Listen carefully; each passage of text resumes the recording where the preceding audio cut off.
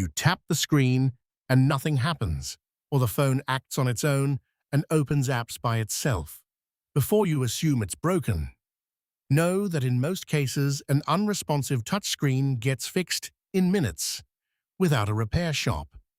Let me show you the 4 steps to take, in order, from the easiest to the most effective. Step 1. Clean the screen, your hands, and remove the film.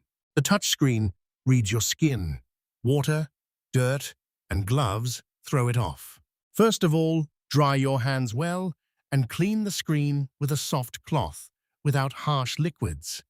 If you have a glass screen protector that's damaged, lifting at the edges or full of bubbles, take it off.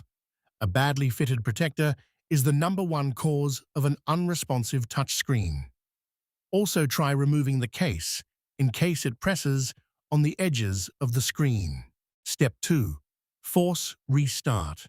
9 times out of 10, the touchscreen is just frozen, not broken. Quickly press and release the volume up button.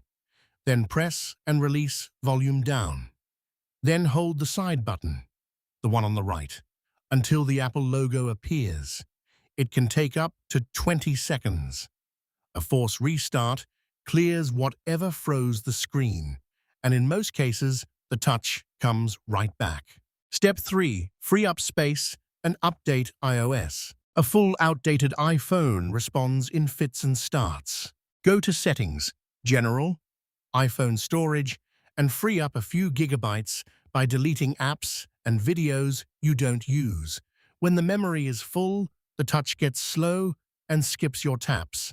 Then go to Settings, General, Software Update, and install the latest version of iOS. Apple often fixes screen responsiveness issues right there. Step 4. Reset settings or use recovery mode. The last software card to play before the repair shop.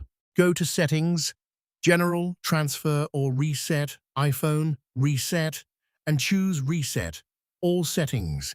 It clears your settings without deleting photos and apps. If it still doesn't work, connect the iPhone to the computer, enter recovery mode, and choose Update, not Restore. It reinstalls iOS without erasing your data. If the touchscreen only fails in one band of the display, even after all these steps, it's a hardware problem, and that needs a repair shop. Let me know in the comments which step worked, and subscribe to TATO'S for more iPhone tutorials.